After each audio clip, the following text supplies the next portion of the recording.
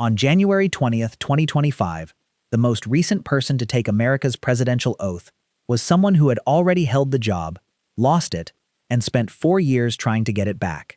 Donald Trump became both the 45th and 47th President of the United States, only the second president in American history to serve non-consecutive terms. Between those inaugurations, he had lost an election, been impeached twice, faced multiple criminal cases, a New York jury had found him guilty on 34 felony counts, and he had survived an assassination attempt during the 2024 campaign. Yet none of those moments, by itself, explains why he returned to power when so many defeated presidents disappear from national politics. The real story begins decades earlier, before the rallies, with family wealth, Manhattan real estate, celebrity television, and an unusually persistent talent for staying in public view. Follow that trail, and Trump's 2 trips to the White House start to look less like one sudden political shock and more like the result of a machine built piece by piece. Donald John Trump was born in Queens, New York, on June 14, 1946, the 4th of 5 children in the Trump family. His father, Fred Trump, was already a successful developer, whose company built housing across Brooklyn, Queens, and Staten Island. Trump therefore entered adulthood with money, industry connections, and direct exposure to real estate. At 13, his parents sent him to New York Military Academy, a rigid environment of uniforms, drills, competition, and hierarchy. He later attended Fordham University, transferred to the University of Pennsylvania's Wharton School, and graduated in 1968 with a degree in economics. After college, he joined the family business. But he wanted a different stage from the outer borough housing market that had made his father successful. He wanted Manhattan, famous addresses, larger deals, and far more publicity. During the 1970s, Trump pushed into Manhattan. One early breakthrough was the struggling Commodore Hotel beside Grand Central Terminal. Working with Hyatt and benefiting from a major city tax abatement, he helped turn it into the Grand Hyatt, which opened in 1980. Then came Trump Tower. Opened on 5th Avenue in 1983, the glass skyscraper became his headquarters, residence, and most recognizable symbol. Trump was no longer simply selling real estate. Increasingly, he was selling the Trump name. That strategy expanded rapidly. In the 1980s, Trump moved into casinos, hotels, an airline, and other ventures. He bought the Plaza Hotel, developed casino properties in Atlantic City, and published The Art of the Deal in 1987. The bestseller strengthened his image as a bold negotiator and relentless winner. The business record was more complicated. Several casino businesses later entered bankruptcy protection. His companies carried heavy debt, and creditors restructured obligations. Some ventures failed, yet the Trump name remained valuable. By the 1990s, he was a tabloid celebrity as much as a developer. His properties, feuds, personal life, and television appearances kept him in public view. Americans increasingly knew the personality, even when they did not know the balance sheet. Then television multiplied that recognition. In 2004, NBC launched The Apprentice, with Trump at the center. Contestants competed in business challenges, and episodes ended with his signature line, "You're fired." The show presented him as wealthy, decisive, demanding, and in control. It was entertainment, but it also gave Trump something future candidates spend enormous sums trying to build: national familiarity. He learned television timing, conflict, catchphrases, and the value of being the person everyone was discussing. Long before he built a national campaign, he had built a national character. Politics was not a sudden idea. In 1987, Trump bought newspaper advertisements criticizing U.S. foreign policy.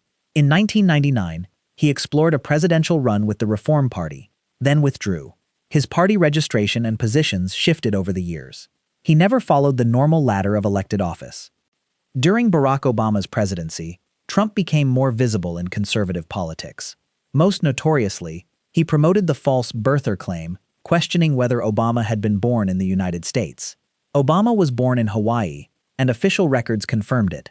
The episode damaged Trump's credibility with many critics, but it also demonstrated a pattern that would become central to his political career. Confrontation could keep him at the center of the news. Then, on June 16, 2015, Trump formally entered the presidential race. He announced his Republican campaign at Trump Tower. His speech attacked illegal immigration, criticized trade agreements, and argued that American leaders were being out-negotiated abroad. He promised a wall on the southern border, and he attached the campaign to 4 words designed for repetition: "Make America Great Again." At first, many political professionals expected the campaign to fade. The Republican field included governors and senators with years of experience. Trump had never held elected office, ignored conventional campaign language, attacked rivals personally, and generated controversy almost daily. But the chaos produced an advantage: constant coverage. In a crowded primary, Trump rarely had to fight to be noticed. Everyone else had to fight to be noticed beside him. He also connected several frustrations into one simple political story. Many voters believed immigration enforcement was too weak, trade rules were unfair, manufacturing communities had been neglected, and Washington was distant and unresponsive. Trump offered himself as the opposite of the political class: an outsider, a deal-maker, and someone willing to fight. The message energized supporters and alarmed opponents, including many Republicans. His campaign survived repeated controversies. The most dangerous came in October 2016, when a 2005 recording was released, in which Trump made vulgar comments about women. He apologized for the remarks while dismissing them as locker room talk. Some Republican officials withdrew their support. The campaign kept going. By Election Day, Hillary Clinton led many national polls, and many forecasters favored her. But the presidency is not decided by the national popular vote. It is decided through the Electoral College, state by state. That distinction became the first great payoff in Trump's political story.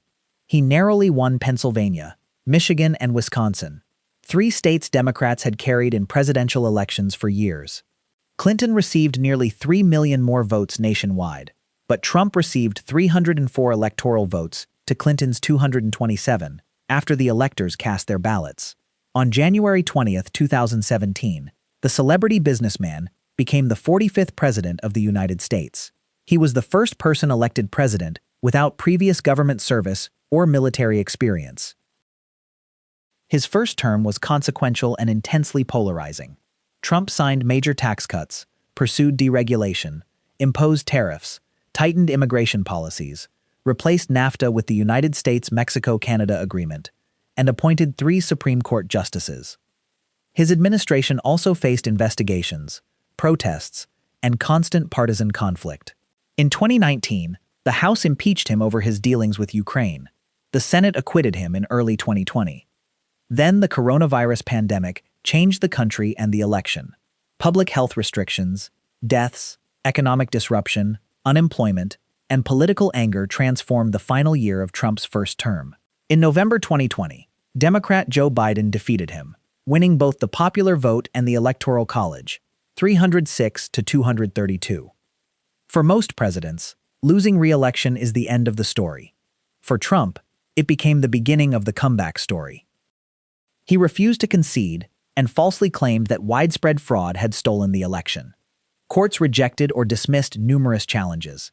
State officials, including Republicans, certified Biden's victories.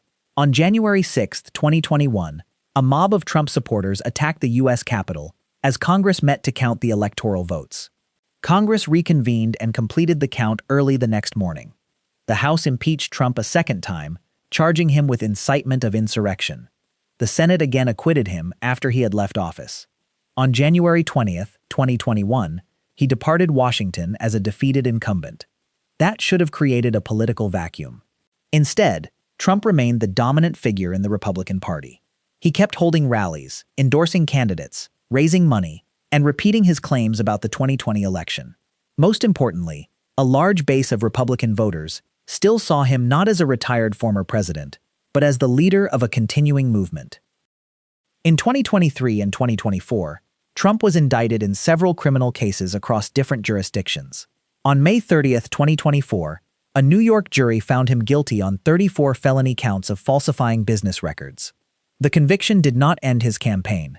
Republican primary voters continued backing him, and he secured the party's 2024 nomination. He again emphasized immigration, inflation, and the economy, while portraying the prosecutions as politically motivated, a characterization prosecutors rejected. Then, on July 13, 2024, the campaign entered a far more dangerous moment. At a rally in Butler, Pennsylvania, a gunman opened fire in an assassination attempt. Trump was wounded in the ear. One attendee was killed and others were injured. Secret Service agents rushed Trump from the stage as he raised a fist toward the crowd. The photographs from those seconds became some of the most recognizable images of the entire campaign. Weeks later, the race changed again. President Joe Biden withdrew from the election amid growing concerns about his age and performance. Vice President Kamala Harris quickly became the Democratic nominee. The 2024 election was now a contest between a former president trying to return and a sitting vice president trying to stop him. On November 5th, Trump completed the comeback. He won all 7 major battleground states. The final Electoral College count was 312 for Trump and 226 for Harris. Unlike in 2016, Trump also finished ahead in the national popular vote.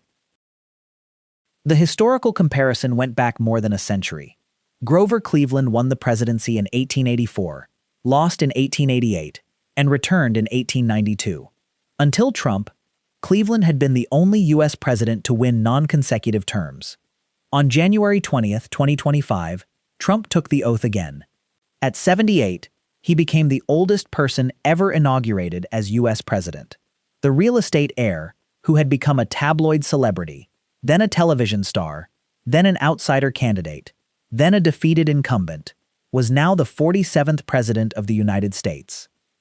So, what actually explains the journey? There was no single master trick.